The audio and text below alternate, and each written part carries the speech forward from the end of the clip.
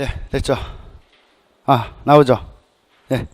일단 상업정보 이제 기출문제 풀이반이에요. 그래서 저는 이제 손경이고요. 저는 이제 상업정보에서는 이제 그 컴퓨터 일반 지금 하고 있고, 남부에서는 이제 그 정보컴퓨터 지금 하고 있어요. 정보컴퓨터 이제 전임을 하고 있고, 일단 이제 컴퓨터 관련된 문제들만 뽑아서 한번 쭉 본다라 보시면 되고, 이제 보시는 것처럼 이제 첫 번째 보시면 이제 뭐 2017년도랑 16년도를 맨 앞장에 썼는데 그게 하나 빠졌네요. 그죠? 그래서 17년도, 16년도 걸 오늘 볼 거고, 거기 이제 이 페이지 보시면 이제 뭐 출제 연도 해가지고 기출문제 분석표 있죠. 그래서 2017년도부터 해서 2009년도까지 문제가 쭉 있다라 보시면 되고, 근래는 이제 뭐 2016년도 그랬고, 이제 뭐 15년, 17년 같은 게 이제 9점씩 이제 출제가 되고 있다라 보시면 되고, 문제 개수는 이제 뭐 3개든 아니면 2개든 될 수 있을 것 같고요. 근데 지금 나오는 문제들이 보통 다 이제 서술형이기 때문에, 그죠? 서술형 아니면 이제 기입형이겠죠. 그래서 실제 이제 문제 배점은 예전처럼 뭐 2점이나 3점짜리 보다는 보통 이제 5점이나 4점짜리 문제들이 많이 출제가 된다라고 보시면 돼요. 그래서 일단 이제 우리가 봐야 되는 범위는 상당히 넓은데, 뭐 데이터베이스부터 해가지고 뭐 작년 문제가 그랬죠. 2017학년도가 이제 데이터베이스랑 소프트공학의 문제가 나왔었고, 좀 특이점이 있다면은 제가 이론식으로 말씀드렸지만 스프레드시트하고 이제 프로그램 언어가 이제 하나씩 꼭 나오다가 17년도는 안 나왔어요. 그죠? 안 나왔는데, 앞으로도 제가 볼 때는 데이터베이스랑 소프트공학 쪽의 비중이 좀 더 크지 않을까 생각이 되고요. 뭐 스프레드시트라든지 아니면 프로그램 언어 같은 경우는 이제 기존에 나오던 형태를 계속 이제 좀 출제를 한다면은 출제가 될 수 있을 것 같아요. 그래서 일단 나올 수 있는 부분들, 기출문제에 나왔던 부분들은 10년도까지는 한번 쭉 볼 생각이고요. 그래서 3번 우리가 수업을 할 거기 때문에 오늘 이제 17년, 16년 거를 볼 거고요. 다음 시간에 이제 15년, 14년 걸 볼 거고, 그걸 보면서 이제 13년, 10년이 더 많잖아요, 문제가 사실은. 더 어려운 문제도 있거든요. 근데 그런 부분이 좀 설명이 될 거예요. 좀 설명이 돼서 앞에서 설명이 됐던 부분들은 뒤에서 좀 빼면서 나갈 수 있으니까 문제만 보고 넘어갈 수 있기 때문에 충분히 이제 세 번째 시간에 13년도랑 10년도 문제까지 볼 수 있을 것 같아요. 일단 이제 그렇게 이제 쭉 나간다라고 보시면 되고, 일단 이제 기출 문제를 봤을 때는 엑셀은 여러분들 뭐 잘 하시죠, 그죠? 많이 해보셨잖아요, 그죠? 많이 해보셨으면 사실은 문제 수준이 그렇게 높지는 않기 때문에, 그 예전보다도 더 낮아진 건 뭐냐면 써야 돼요. 예전에 이제 고르는 거였기 때문에 아주 긴 수식을 줘도 웬만하면 풀 수 있는데, 지금은 이제 어떻게 보면 이제 외워서 쓰듯이 해야 되는 거잖아요. 사실은 이제 우리가 엑셀을 쓰다 보면은 함수 같은 걸 안 외우고 쓰죠, 사실은. 그죠? 뭐 기본적으로 if라든지 뭐 sum이라든지 이런 건 뭐 대충 알고 쓰더라도, 다른 함수는 그냥 함수 마법사 들어가면은 거기 다 나와요. 쓰는 칸이 나오고 내용이 다 나와서 외우지 않고 써도 되는데, 지금 우리한테 만약에 문제가 출제가 된다면은 16년도 문제가 그랬듯이 써야 되죠.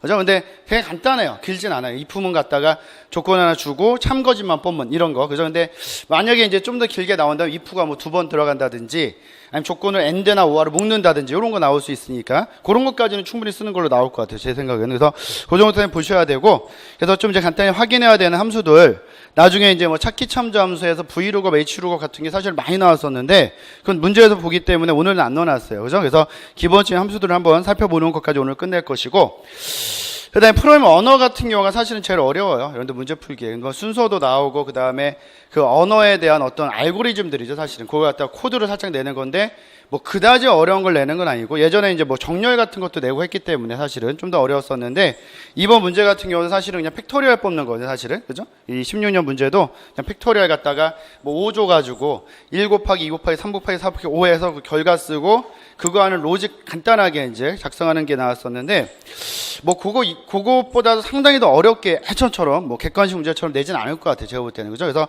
쓰는 문제이기 때문에 그렇고, 그건 지금 여러분들 보고 있는 상업정보가 컴 일반 쪽이 좀 빠지잖아요, 지금. 그죠? 그것 때문에 그런 건 아니고요. 그것 때문에 문제가 쉬워지는 건 아니고, 여러분들 뭐 정보 컴퓨터 문제를 많이 뭐 보실 일은 없겠지만 보신다면은 문제 수준이 많이 떨어졌어요. 상당히 많이 떨어졌어요. 그러니까 예전에는 굉장히 어렵게 나오던 문제가 서술형으로 바뀌면서, 기입형 바뀌면서 문제 수준이 좀 많이 떨어졌고, 그러면서 이제 정보 컴퓨터 같은 사실은 이제 준비를 굉장히 짧게 하고도 16년, 17년이 그랬거든요. 준비를 굉장히 짧게 하고도 합격하신 분들이 상당히 많아요, 사실은. 그죠? 뭐 이번 같은 경우도 정보 컴퓨터 인원도 많이 늘렸잖아요, 사실은. 그죠? 언제까지 많이 뽑을지 모르겠지만 사실은 뭐 그런 경향이 만약에 예전 문제였으면 그렇게 벌어지지 않는다고, 절대로.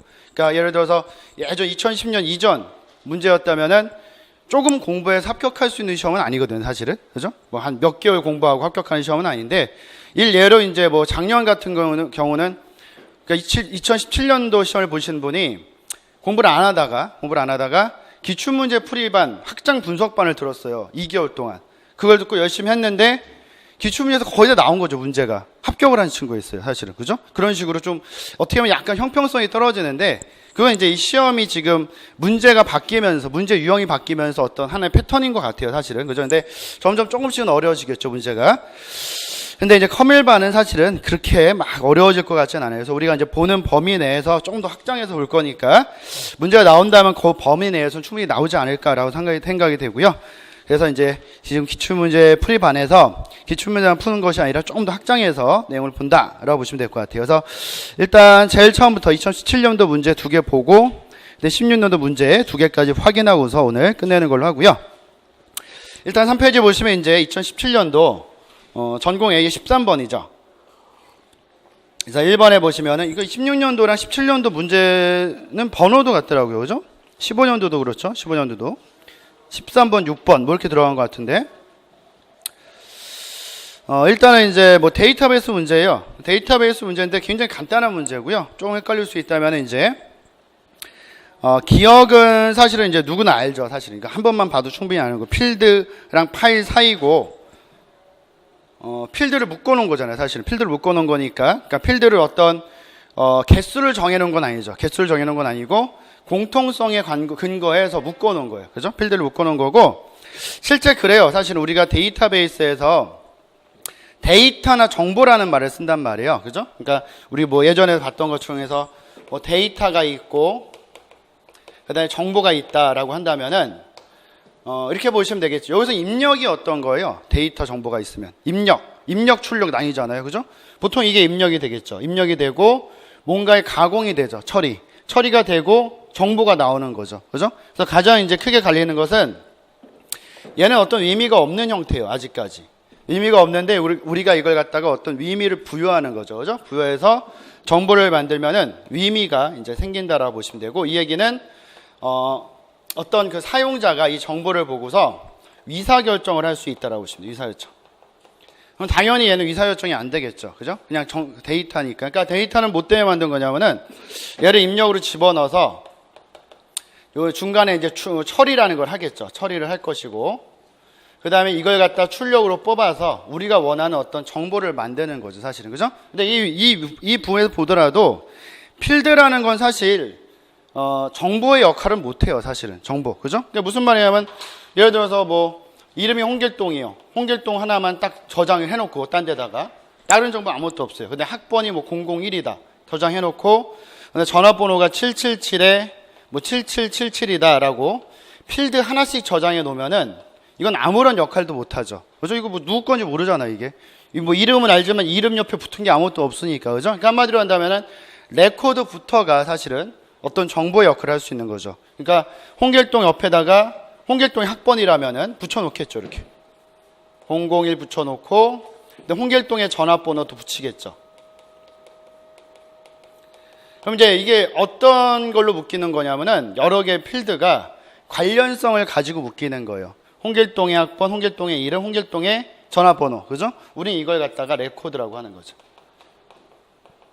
그죠? 그래서 이 용어를 갖다가 이제 한번 출제한 건데, 뭐 레코드는 쉽게 뽑을 수 있어요. 우리가 이제 이론에서 봤던 내용만 봐도 우리가 봤기 때문에 뽑을 수 있는데, 필드가 있고 그 밑에 니은이 있어요. 그러니까 일반적으로 이제 주어진 형태랑 좀 틀리게 이렇게 이제 구분을 해놔가지고 니은을 갖다가 이제 잘못하면 이제 다른 걸 쓸 수 있는 형태가 되는데, 그걸 한번 볼 거예요. 근데 니은의 형태를 보시면 지금 뭐라고 되냐면은 0100 1001이라고 돼 있고, 근데 아스키라는 건 코드예요. 아스키 코드.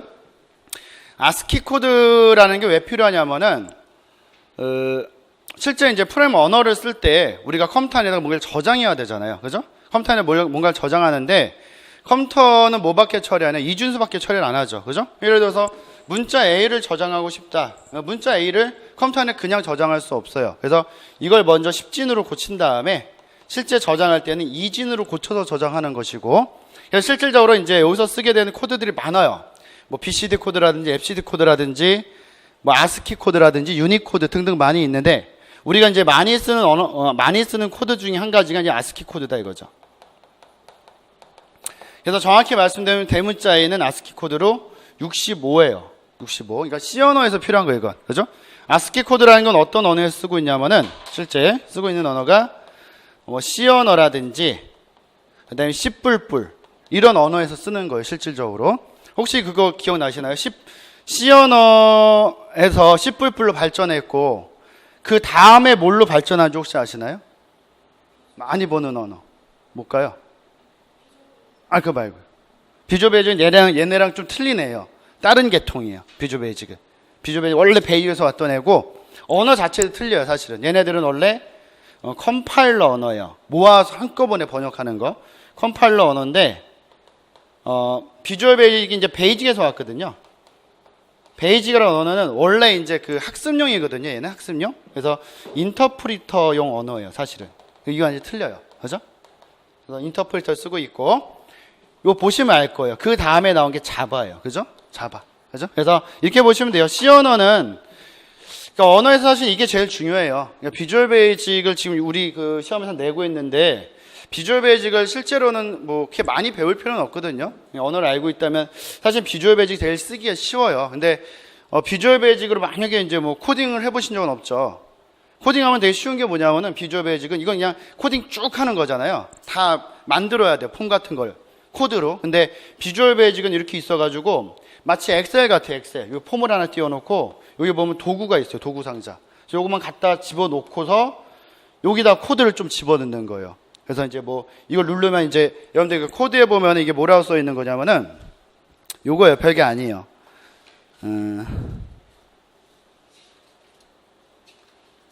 거기 14페이지 보시면은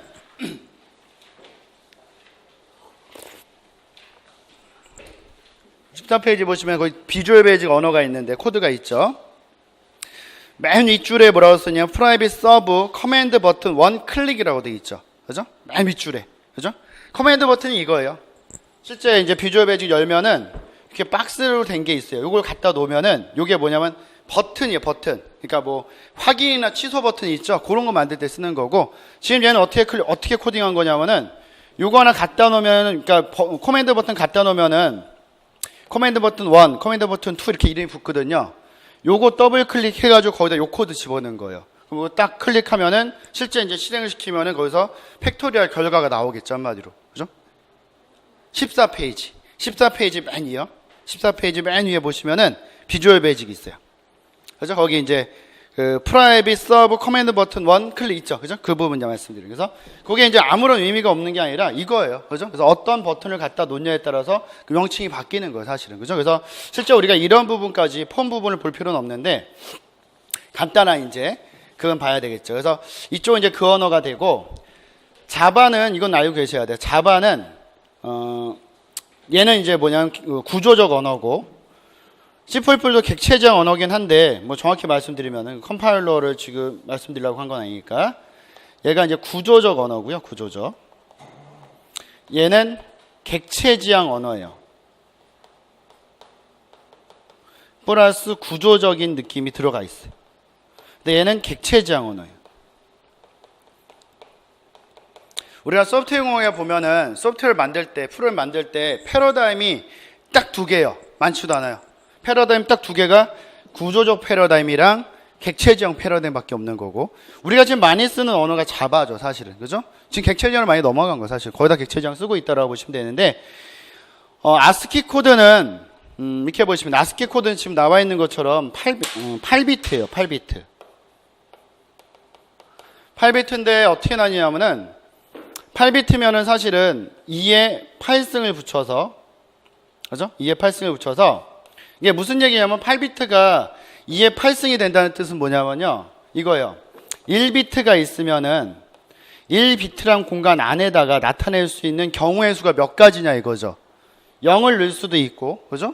2를 넣을 수도 있어요. 0이라면 0, 1, 2밖에 없는 거죠. 그죠? 그러니까 얘는 2에 1승이 되는 거고, 그죠? 2에 1승이면 얘는 두 가지 경우가 있다는 거. 두 가지 경우의 수가 있다. 이거 아무것도 아니에요. 그죠? 그러니까 이거 괜히 외우려고 하지 마시고 2비트면 몇 가지 경우의 수가 나오겠어요? 그럼 4가지 나오겠죠. 왜냐면 2에 2승이니까 결국은 이거죠. 두 개를 넣을 수 있다는 거죠.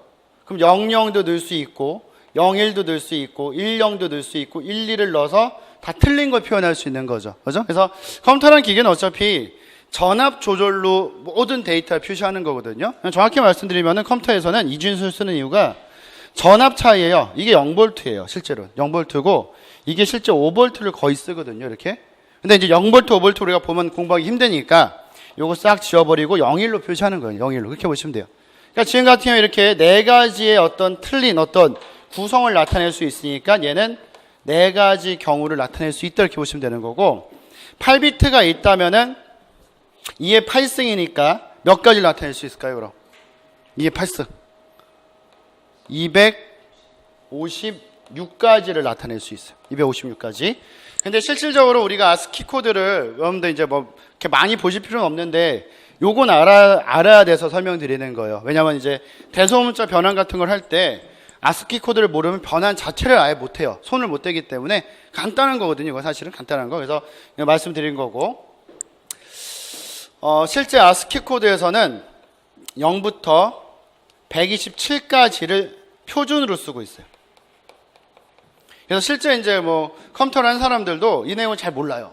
잘 모르는 게 뭐냐면은 이게 책에 안 나오는 거니까 실제로는 8비트짜리인데 실제 쓰는 건 2의 7승밖에 안 쓴다 이렇게 생각을 하는 거죠. 그죠? 근데 왜 그러냐면은 0부터 127까지 거긴 65번 들어가는 거잖아요. 이건 표준으로 다 써요. 어떤 컴퓨터는 똑같아요. 전 세계 다 똑같은데 128번부터 256까지는 표준이 없어요. 표준이 없어서 컴퓨터마다 틀려요. 안 쓰는 거예요, 이거를. 실제. 그래서 우리는 여기만 쓴다라고 보시면 여기만. 이게 이제 실제 우리가 쓰는 이제 아스키 코드가 되고 하나만 기억하신다면은 A가 65고요. B가 66이고 쭉 가다가 소문자 A가 97이에요. 그래서 뭐 소문자 B가 98이겠죠. 쭉 넘어가는 거. 그래서 요 정도는 아셔야 돼요, 요 정도. 이게 아스키 코드다.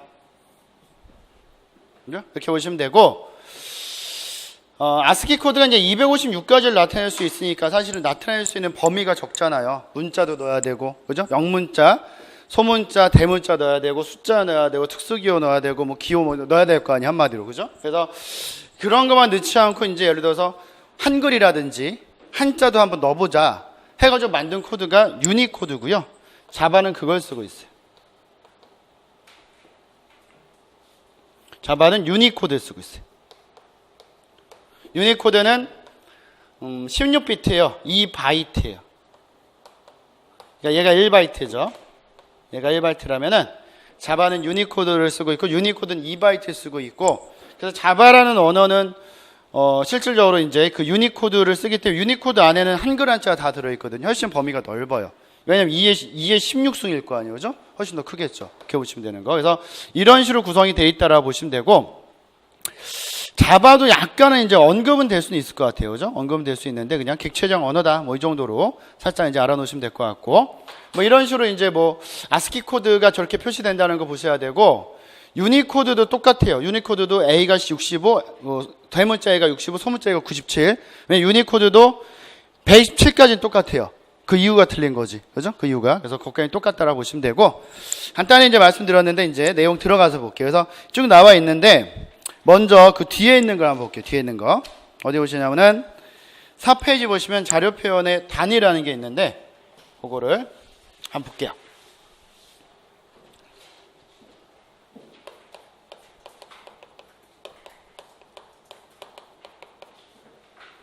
니블은 안 써있죠. 니블도 있네. 니블은 근데 별로 보실 필요 없어요. 여기 이제 뭐 다 쓰죠.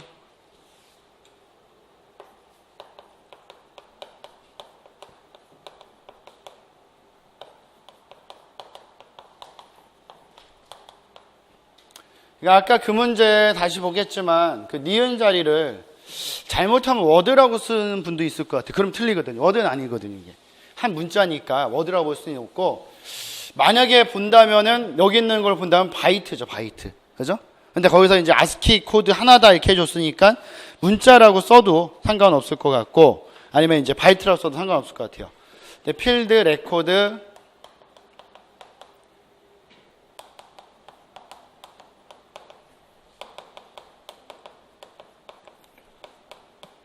이게 쭉 묶이는 거예요. 묶여서 비트가 묶이면 니블이 되고, 니블이 묶이면 바이트가 되고, 바이트가 묶이면 워드가 되고, 이런 식으로. 근데 단위가 좀 틀린 게 여기서 끊기죠. 여기서 끊겨. 그래서 이쪽은 약간 논리적인 어떤 표현을 하는 단위가 되고요. 논리적인 표현 단위가 되고, 이쪽은 오른쪽에 비해서는 물리적인 표현 단위다, 이렇게 보시면 될 것 같아요.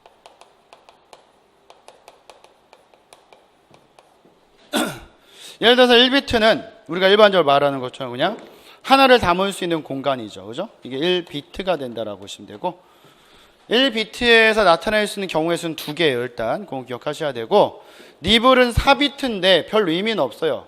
우리가 실제로 쓰는 단위는 아니에요. 컴퓨터 내부에서만 쓰는 단위이기 때문에 이 단위를 따로 표시하진 않을 거고, 그냥 단위 자체만 지금처럼 물어본다면 나올 수는 있겠지만, 우리가 니블을 갖다가 문제에서 뭐 이렇게 응용하거나 그런 건 없어요. 하나의 문자를 나타내기 위해서 쓴 게 이제 바이트죠. 그죠? 그래서 8비트가 되는 거고, 그죠? 8비트가 되고, 이걸 우리는 1바이트다라고 얘기를 하는 거고, 그죠? 그래서 뭐 미국에서 컴퓨터를 만들었기 때문에 영문자나 숫자는 단순하잖아요. 한글에 비해서. 그죠? 그러니까 한 바이트 갖다가 8비트 갖다가 충분히 나타낼 수 있는데, 만약에 우리나라나 중국에서 컴퓨터를 만들었다면은, 만약 한 바이트가 아마 16비트 정도 됐을 거예요. 그래야지만 한 문자를 나타낼 수 있으니까. 그죠? 근데 이제 미국에서 만들어서 그런 거고, 그러다 보니까 우리는 이제 한글 같은 걸 표현할 때는 16비트가 필요해요. 한글은. 초성, 중성, 종성이 있기 때문에 1비트로 못 나타내는 글자들이 있다라고 보시면 되고, 근데 워드는 보편적으로 이제 4바이트를 말해요.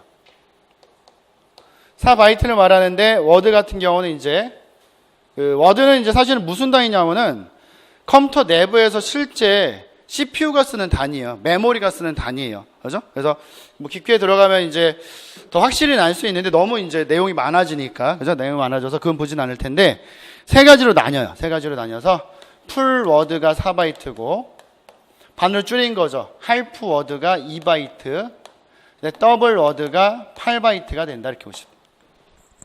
뭐 쉽게 설명드린다면은, 요즘 쓰는 컴퓨터는 보통 32비트 체계들을 많이 쓰거든요. 여러분들 집에 쓰고 있는 컴퓨터가 32비트 체계 아니면 64비트 체계일 거예요. 그런 애들은 이걸 쓴다는 거예요. 풀이나 더블 워드를 쓰는 거고, 예전 컴퓨터는 16비트 컴퓨터거든요. 예전 거는 요걸 썼겠죠. 한 단위로. 그거예요. 그냥 딴 건 없어요. 근데 요즘 쓰는 단위는 뭐 요즘 이제 컴퓨터 좋은 거 쓰면 64비트 쓰는데, 아마 기준은 이제 32비트로 잡는 게 좋으실 것 같아요. 뭐든. 왜냐하면 컴퓨터에서 몇 비트를 쓰고 있냐가, 여러분들 C 언어에 보면은 인트 있잖아요. 인트라는 자료형이 있잖아요. 이게 가변이거든요. 크기가 정했잖아요. 가변이요.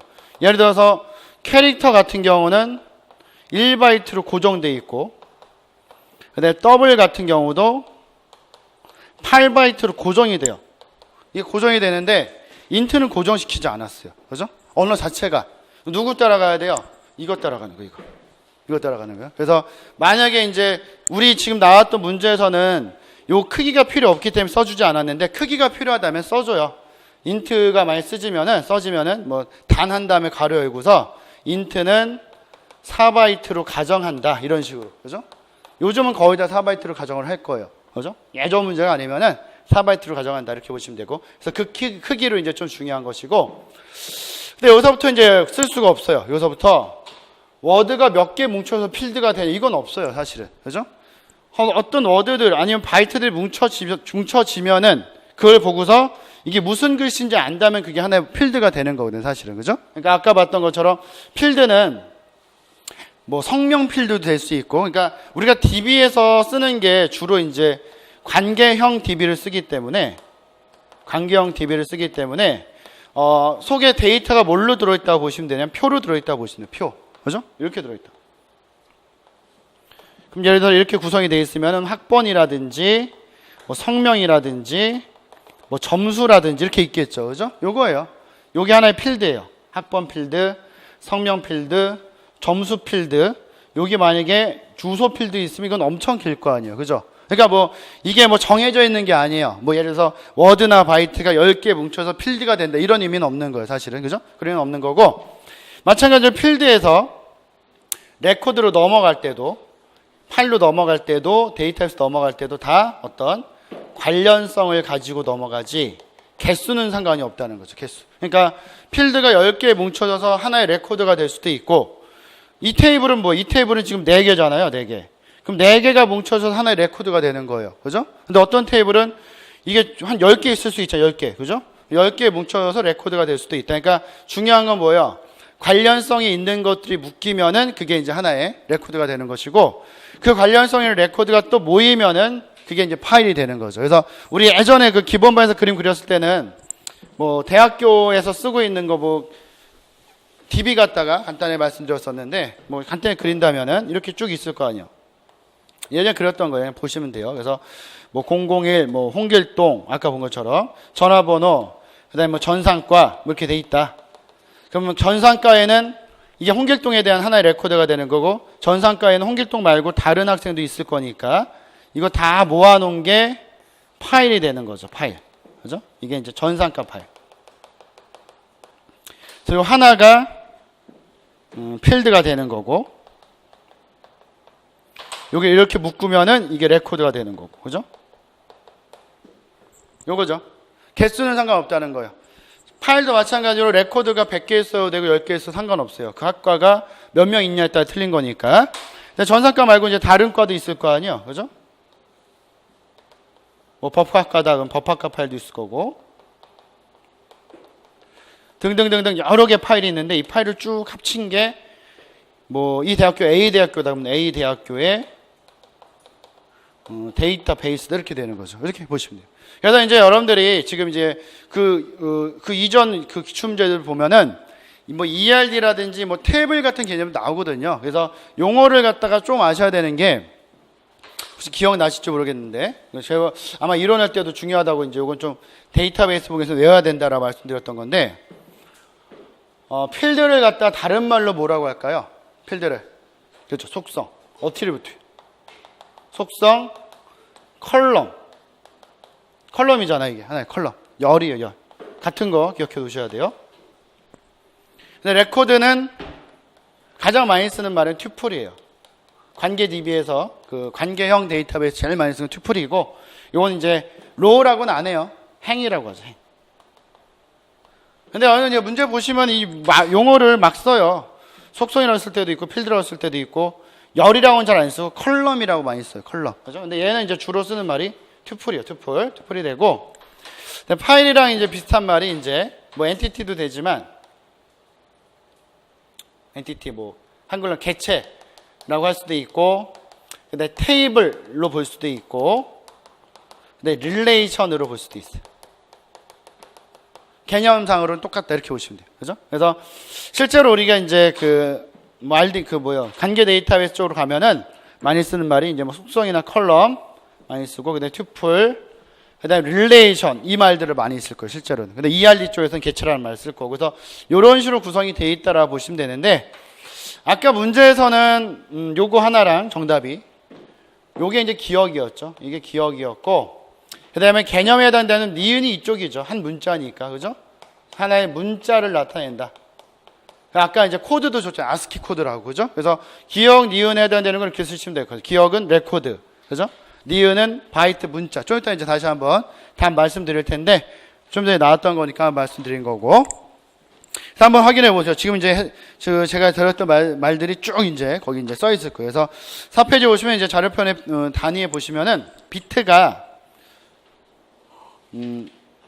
컴퓨터의 정보를 나타내는 가장 기본적인 단위죠. 그죠? 그거만 위치 쳐놓으시고 바이너리 디짓의 약자예요. 비트. 그죠? 그 다음에 바이트를 뭐라고 써요? 밑줄 쳐주세요. 문자 표현의 최소 단위. 문자 동그라미 쳐놓으시고.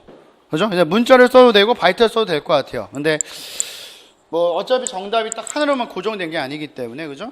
근데 이런 것들도 사실은 여러분들 이의제기를 하셔야 되는 거예요. 예를 들어서 난 바이트를 썼어요. 문자를 안 쓰고. 근데 딱 나와서 봤더니 채점을 해봤더니 다른 친구들이 대부분 다 문자를 썼어요. 바이트를 안 쓰고. 나만 바이트를 쓴 것 같아요. 근데 바이트도 정답 인정돼야 되거든요. 근데 이때 이의제기 해놓으시면은 바이트도 그 정답에 같이 들어가 있다고요. 그죠? 그럼 이제 맞는 걸로 되니까. 근데 여러분들 아시겠지만 답안지를 쓸 때는 절대 튀게 쓰시면 안 돼요. 웬만하면 다 똑같은 걸로 써줘야지만 채점자가 얼마나 힘들겠어요. 그죠? 막 한 장씩 보는데 딱딱딱딱딱딱 보고 채점해야 되는데 뭔가 툭 튀어요. 그럼 잘 보거든요. 자세히. 그럼 서술에서는 되게 안 좋아져요. 상황이.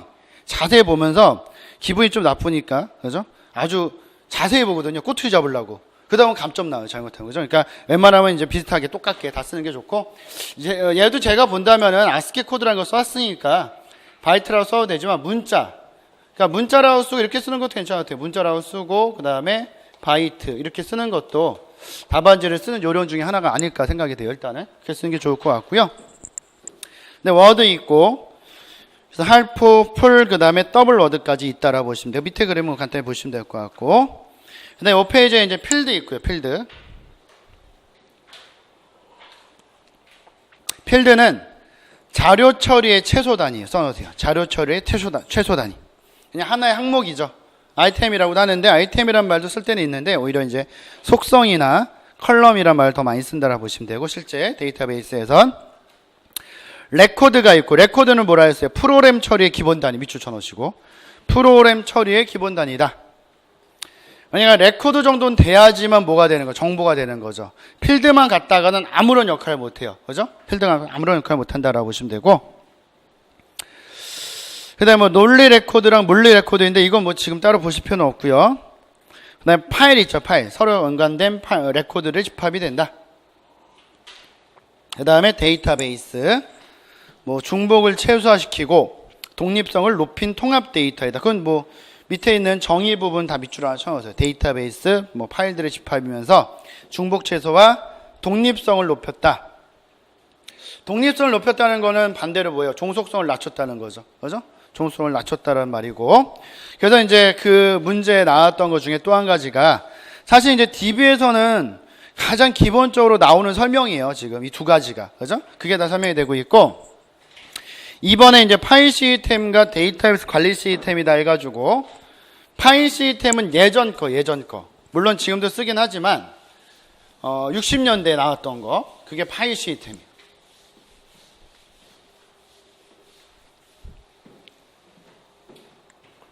사용자 측면에서는 좀 더 쓰기가 편할 수는 있어요. 사실 편할 수 있는데 중복이 많죠. 우리가 보통 이렇게 얘기를 해요. 종래의 파일 시스템.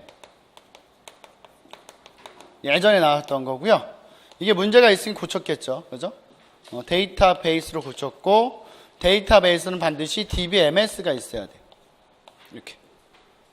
그럼 뭐 쉽게 말씀드리면은 그 그림도 있지만, 한 명의 사용자가 있으면 이 사용자가 필요로 하는 데이터가 파일로 묶여있는 거, 이렇게 묶여있는 거. 아무것도 아니에요. 그죠? 그래서 예전에 했던 설명이랑 똑같이 해볼게요.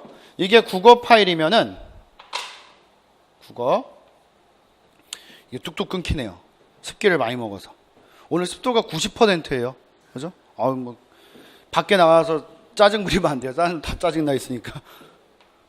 국어 파일. 그래서 우리나라가 점점 이제 아열대 기후가 되는 것 같아요. 그죠? 7, 8월은 지금 우기죠. 우기. 계속 비 오잖아요. 그죠? 5, 6월은 건기였잖아요. 비 안 왔었잖아요. 그죠? 점점 너무 한 3, 4년 뒤면은 거의 바뀌지 않을까 생각이 돼요. 습도 굉장히 높은 나라로.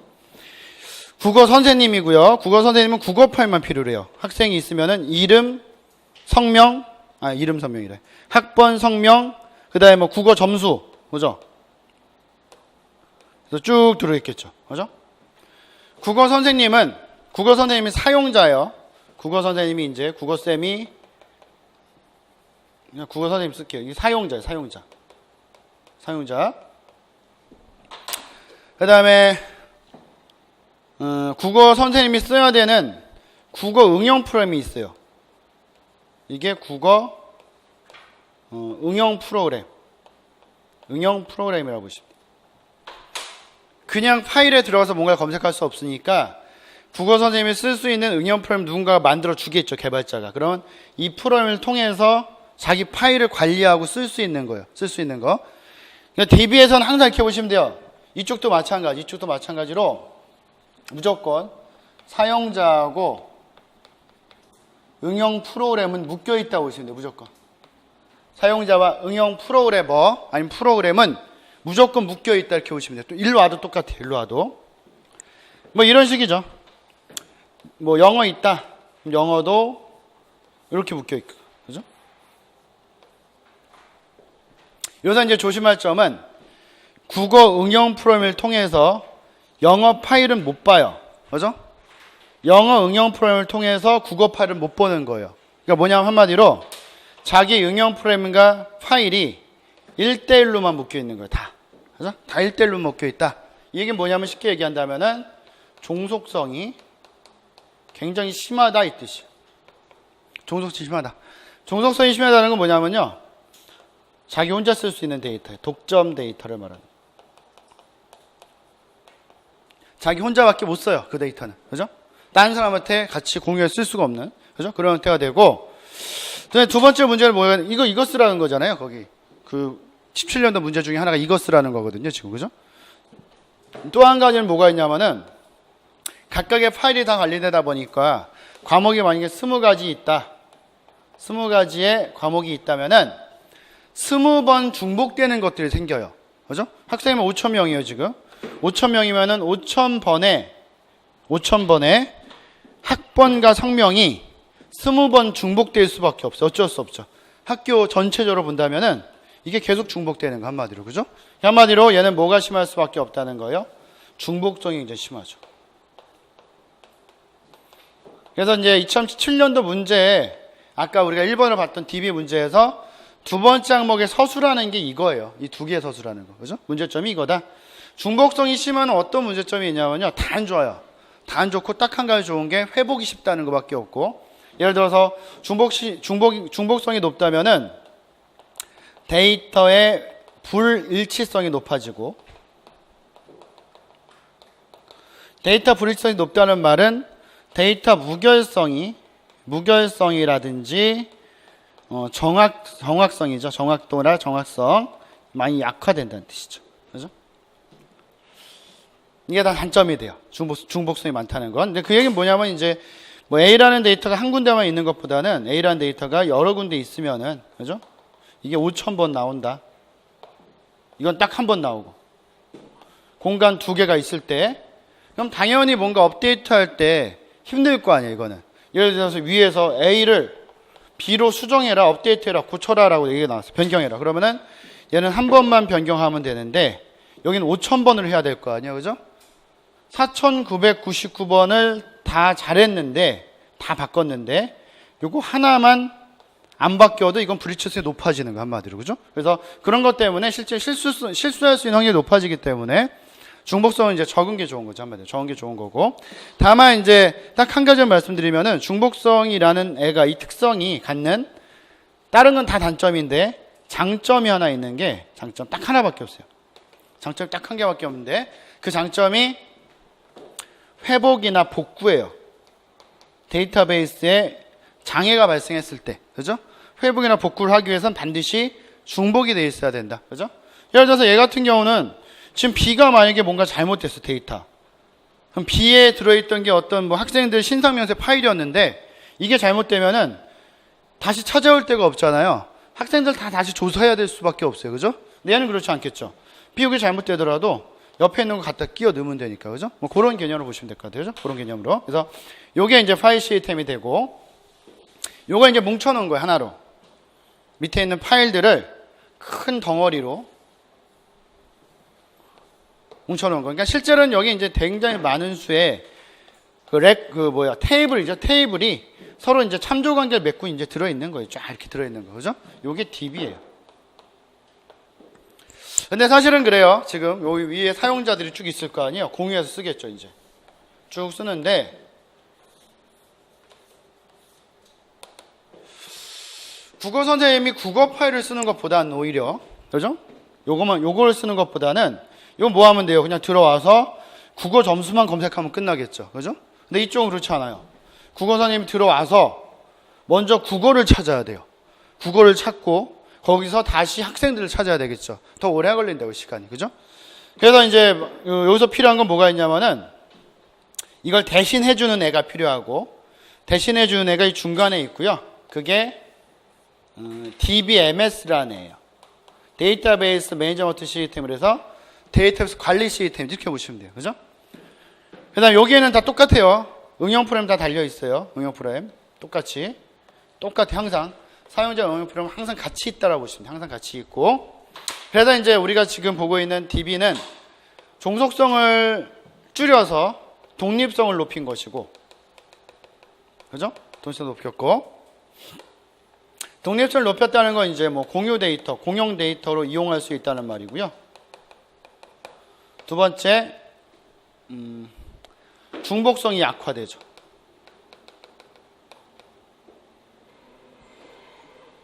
근데 봐보세요. 나중에 보면 어떤 말이 나오냐면요. 트랜잭션이라는 말이랑, 이거 우리가 이제 볼지 안 볼지 잘 모르겠지만, DB에도 이게 상당히 중요한 건데, 동시성 제어라고 해서 트랜잭션에서 쓰는 말인데, 병행 제어라는 말이 있어요.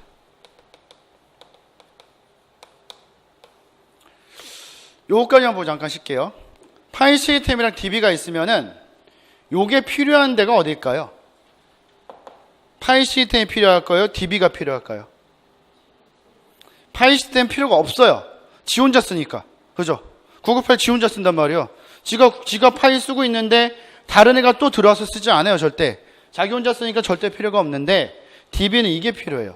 그러니까 쉽게 설명드리면은 트랜지션에서 동시성 제어를 따로 하지 않으면 어떤 문제가 발생되냐면은 하는데도 문제가 발생되는 거예요. 보통 이거는 은행권에서 이제 은행권으로 많이 얘기가 나오는데 계좌가 하나 있잖아요. 계좌. 예를 들어서 뭐 아들이 군대 가서 이 계좌 하나 터가지고 서울에서 아버지가 용돈 넣어주면은 아들이 이제 용돈 빼서 쓰는 거예요. 군대에서. 같이 쓰는 계좌가 있을 거 아니에요. 이런 계좌에 잘못하면 돈이 엄청 많이 들어오거나 많이 나가거나 이런 경우가 생긴다고요. 이게 꼬여서 그런 거예요. 이게. 그죠? 트랜지션 처리가 제대로 안 돼서. 그러니까 어떻게 보시면 되냐면은 업데이트를 아버지가 하는데 그 시점에 아들도 업데이트를 하고 있었어요. 그게 맞물려 버리면 문제가 발생되는 거죠, 한마디로. 그죠? 그래서 이제 이런 걸 잘하기 위해서 쓰는 기법 중에 한 가지가 이제 락이라는 기법이 있어요. 잠가서 쓰는 거. 자원을 딱 잠가 놓고 내가 다 쓰고 난 다음에 풀어주는 형태로. 그죠? 락킹 기법. 그냥 락킹 기법이라고 그래요. 락킹 기법. 그래서 이런 것들은 이제 보통 이제 병행제어 쪽에서 쓰는 거다 정도만 보시면 되고, 개념상 이쪽에서 필요할 수밖에 없다. 이런 말씀드리려고 지금 끄집어낸 거고요, 그냥. 지금 중요한 건 요거죠. 문제에서는 요게 나왔던 거고. 그래서 그 내용이 쭉 써 있어요. 읽어보시면 돼요. 모 페이지에 뭐 파일 시스템 정의부터 해서 문제점이 있고, 문제점 요거죠, 요거 두 개. 요거 두 개 쓰시면, 요 말만 두 개 들어가면 되는 거예요. 요 말만. 그죠? 들어가면 되는 거고요. 그 다음에 중복성이 있고, 그죠? 문제점들 여러 가지 있고요. 뒤에 이제 그림 하나 그려놨고요. 예전에 봤던 거. 여기서 이제 회사에 쓰는 거죠. 파일 시스템. 그 다음에 데이터베이스 있고요. 그죠? 그 다음에 3번에 이제 데이터 관리 시스템이 있는데, 거기서 이제 DB에 대한 거 조금 더 제가 설명 드릴 거니까요. 그거 하고서 넘어갈 거니까. 잠깐 쉬었다 올 테니까요. 그 문제 뭐 풀어보셨겠지만, 시험이다 생각하시고 답을 한번 써보세요. 그 뒤에 이제 그 중복성에 대한 말들이 있으니까, 그거 보시면서 답을 한번 달아보시고, 그 다음에 답 한번 같이 보고, 그 다음에 이제 세 번째 그 데이터 관리 시스템 쪽 내용을 간단하게 또 말씀드릴게요. 잠깐 쉬세요.